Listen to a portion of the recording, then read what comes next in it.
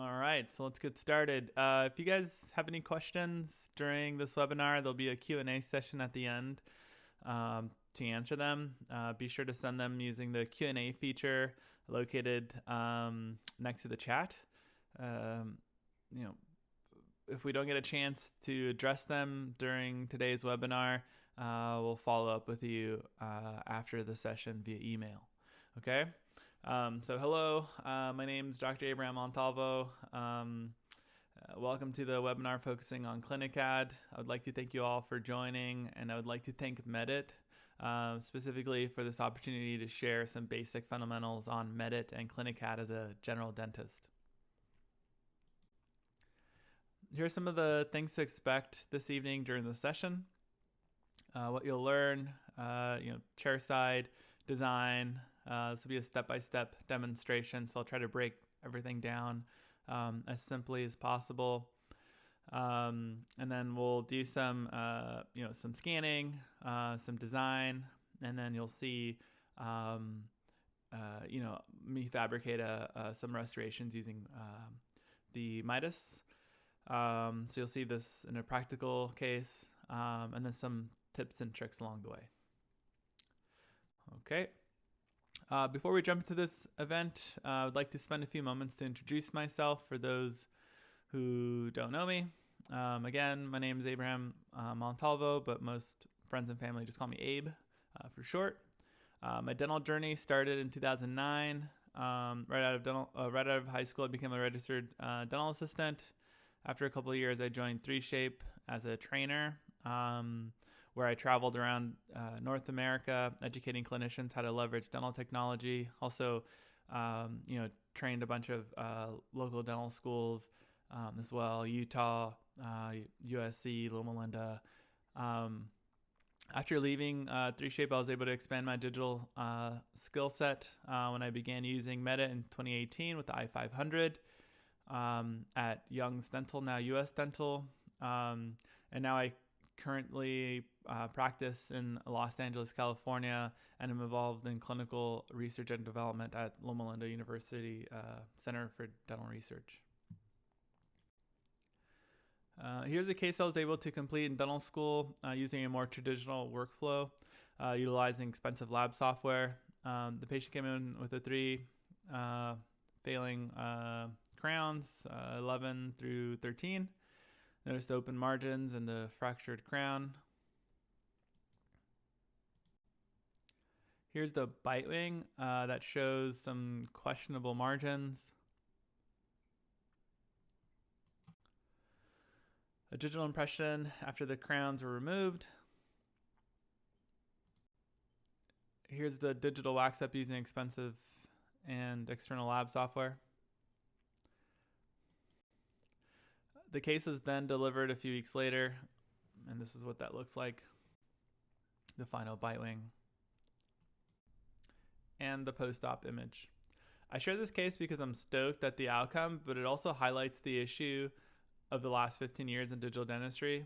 To be specific, the issue is that this process generally requires an expensive scanner, an expensive lab bill, and about 2 weeks worth of time for the case to be returned.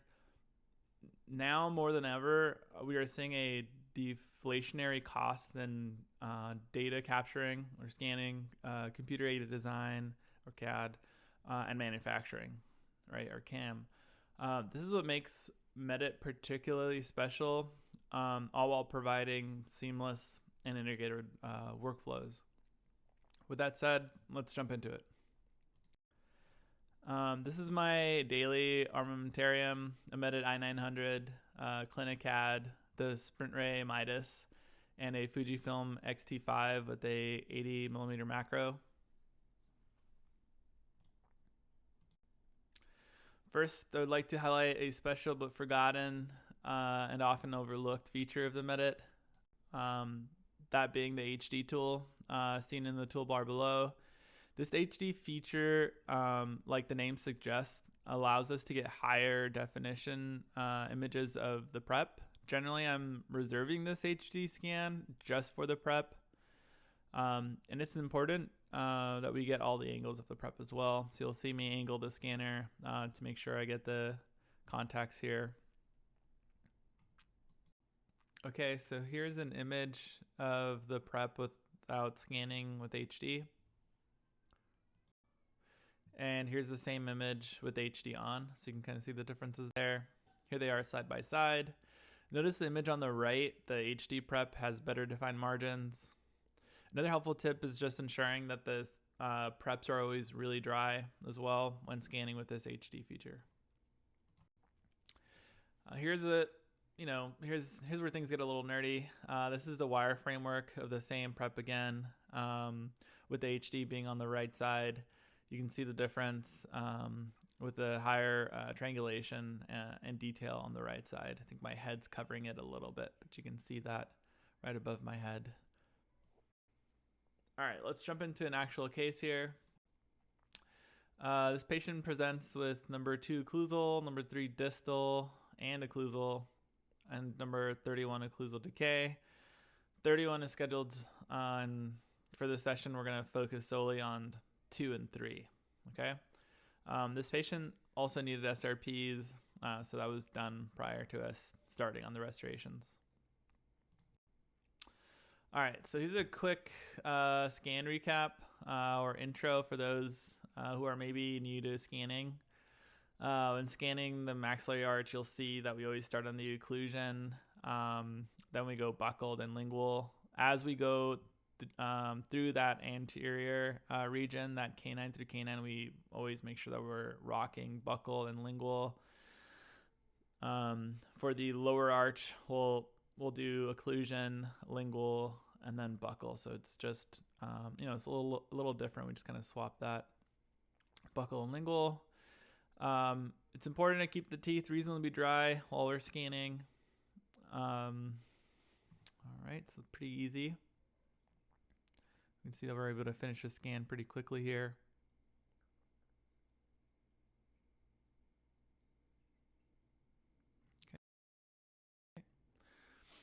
Before prepping, I like to select the arch with the prep, select the trim tool.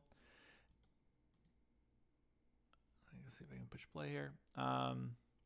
Select the trim tool and cut away the teeth I'm about to prep, essentially. I then opt to lock the surrounding data. This basically prevents scanning of cheeks, gloves, or a rubber dam. It prevents that from scanning into this, interfering with the scan. Notice and ensure HD is on while we're scanning the prep as well. I like to make sure that I've scanned every detail of the prep and I'm not missing any key data points, especially margin lines and the antagonist contacts.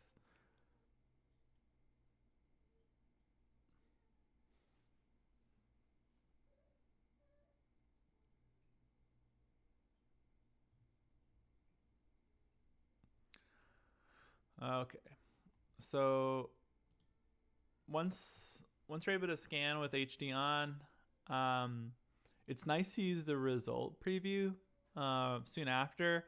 This allows us essentially to see just our preps after they've been processed, so we can see them in higher detail to ensure that we have all of the data that we need.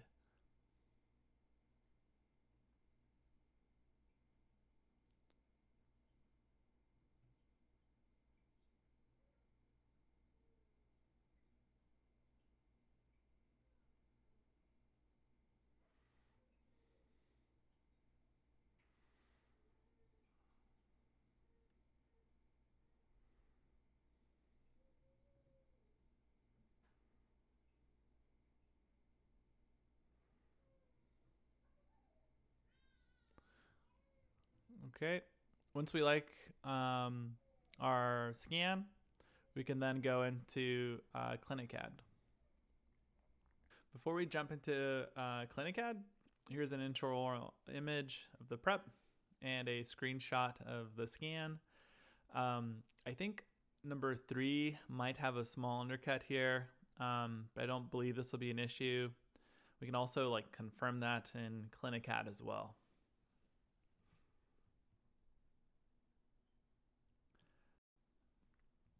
All right, let's start a design in ClinicCAD now. So once in ClinicCAD, you'll see that the software auto-magically generates the green margin line and the blue stick for the path of insertion, which is pretty rad. It'll automatically do this for us.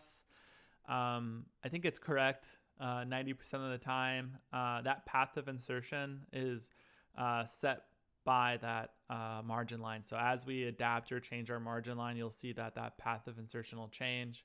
We could always change it, of course, if we don't agree with it.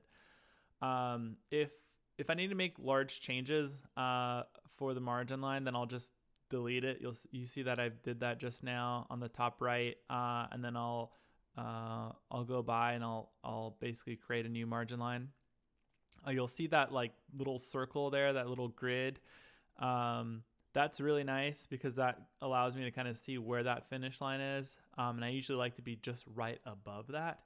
And that's just because I'll often go back and like blind polish the restoration or polish it when it's seated. So that margin line grid is quite helpful for that. Okay, so we'll finish this margin line here. You'll see that I'm adding these little dots as I go along and then rotating the model. This rotating of the model will be a lot easier if you have a 3D mouse, which I don't have, but I definitely need. So you'll see me go back and forth to that little rotate function on the right hand side. So we can see I'm going back just to kind of make sure that I like everything, adding more little buttons if I want more refinement, or clicking and dragging existing buttons there. All right, so we'll rotate it, just make sure it looks pretty nice. If the margin line already looks pretty decent, then like number 3 here, I can just click and drag the little buttons or add more for that like fine-tune refinement. I don't have to delete it and start all over again. You'll see that again, it does it pretty good most of the time.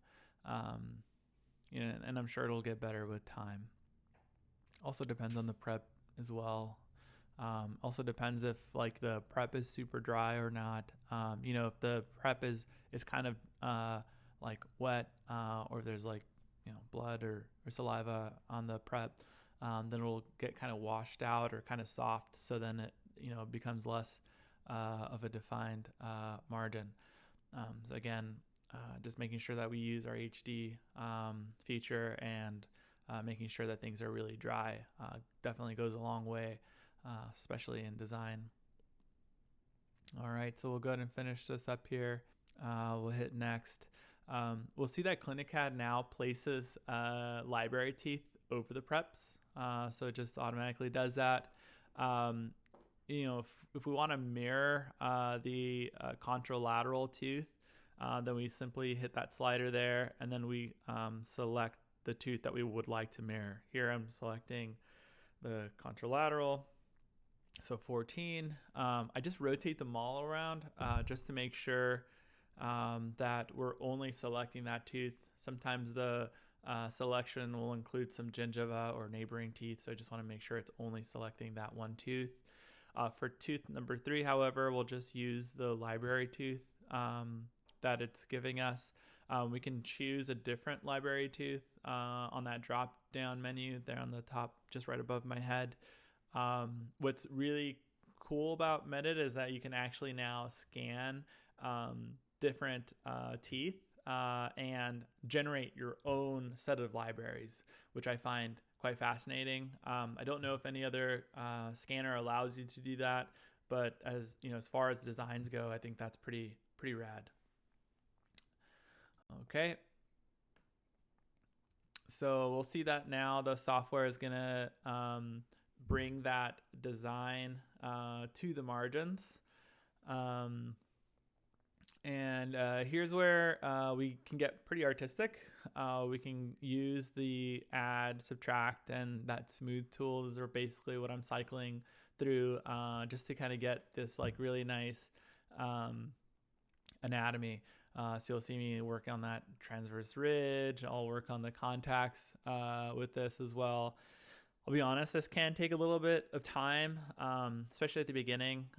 This is kind of if you've not worked with design software, this will be probably what's the most time consuming. But it's something that you get better with time, and it's something that I've loved, learned to enjoy.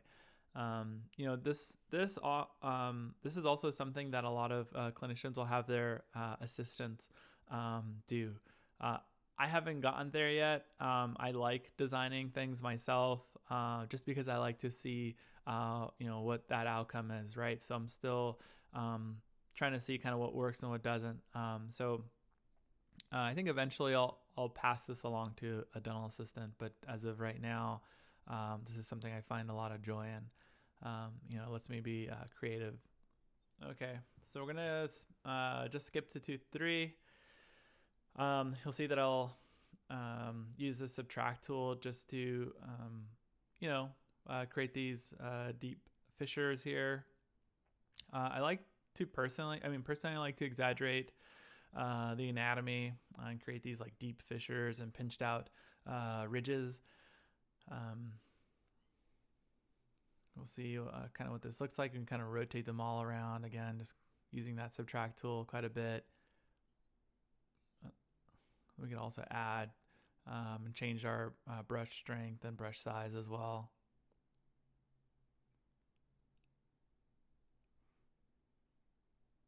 It's okay if it looks kind of bumpy. This patient's anatomy is kind of bumpy like this as well. But we'll use our smooth tool in just a bit anyway. So we'll kind of come back and kind of smoothen things out a little bit. Something that you'll notice as well, if you're already 3D printing, if you're thinking about doing 3D printed restorations, is often after printing, things will kind of soften a little bit anyway. Also if we're like polishing, a restoration, that kind of soften things up a bit as well. So trying to exaggerate things here in our design really goes a long way to making things look a little bit more aesthetic.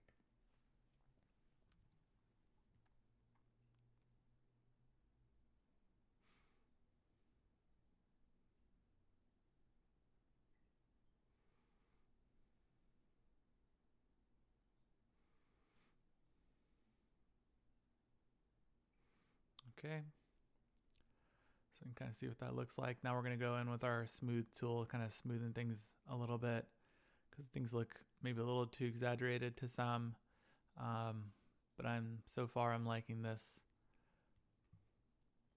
Maybe we'll smooth a little bit more. That ridge maybe is a little bit too pinched out, but that's okay. I think it looks good. You guys let me know in the chat what you think. I think personally that tooth number 3 is not exaggerated enough personally.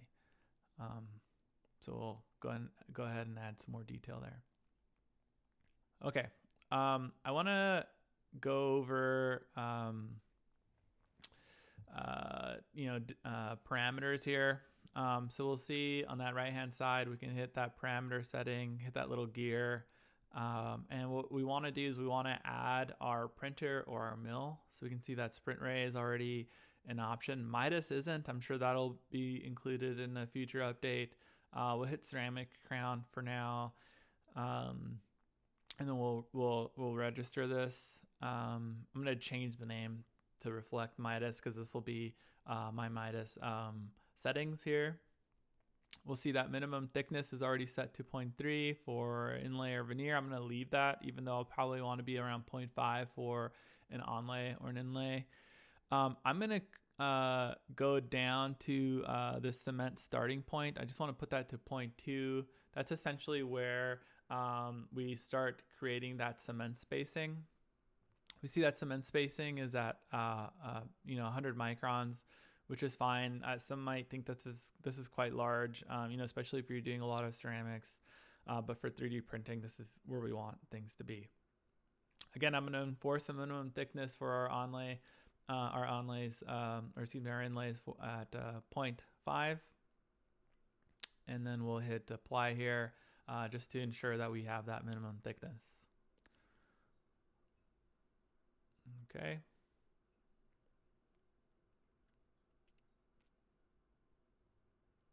Okay, and then we also want to do our adaptations as well. So we want to ensure that we are enforcing our minimum distance between the antagonist and our contacts.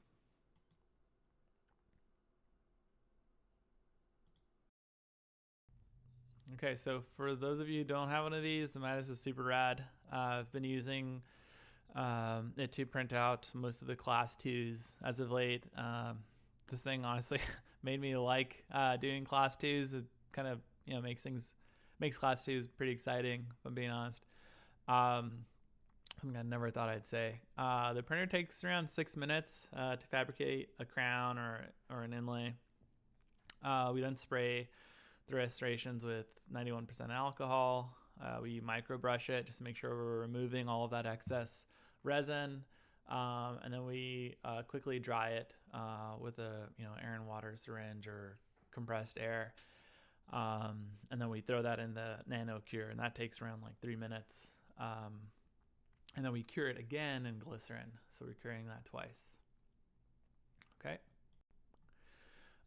Here's the screenshot of the final design and the bite wing of that Tryon.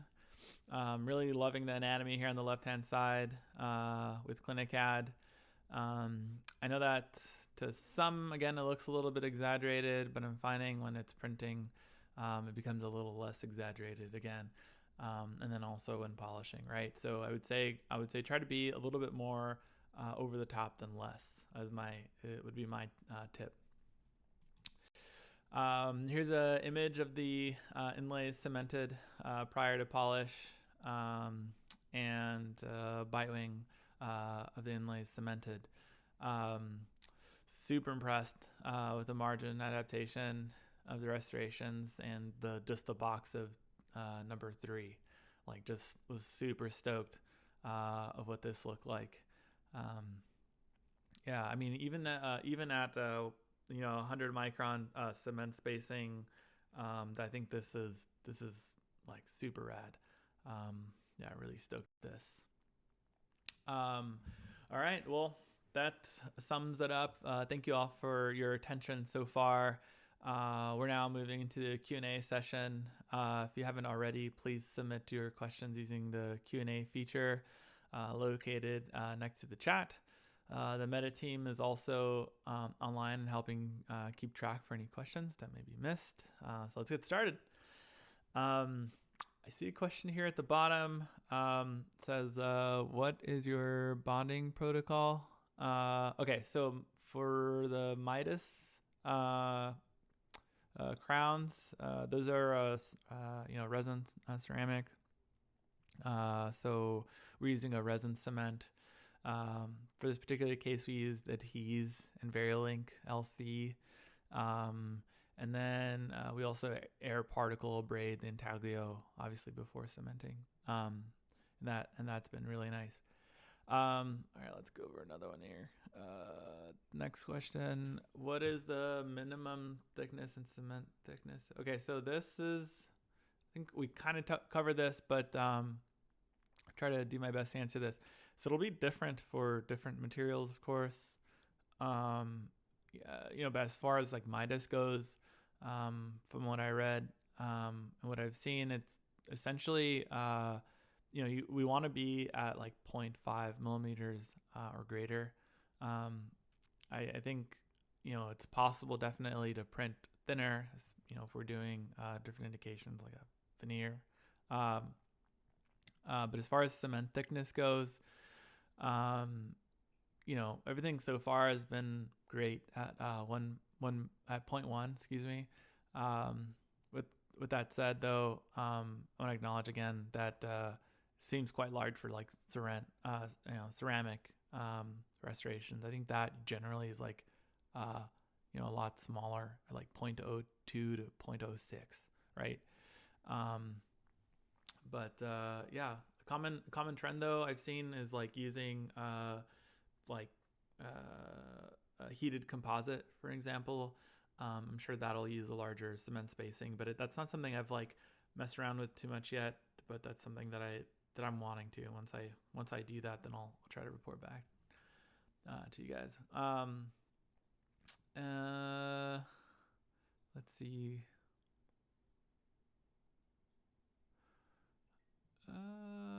Okay.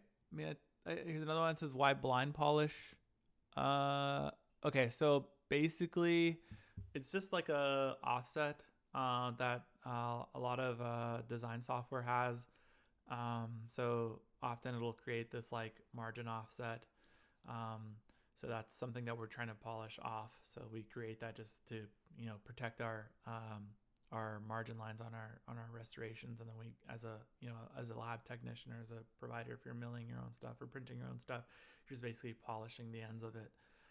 And usually that margin offset's like 100 or 200 microns. So we're just like blind polishing it, or you're resting it on onto the tooth, seating it and then polishing it while it's there. All right, that concludes my short time. I hope you all have I hope you all had a wonderful time. Please feel free to contact me on my socials. At Dentist Abe on Instagram. I also encourage you all to visit Medit.com and Medit's YouTube channel for any updates and training and any resources on the latest and greatest on digital stuff. All right, guys. It's a pleasure. That concludes my time, and we'll see you guys soon. Peace.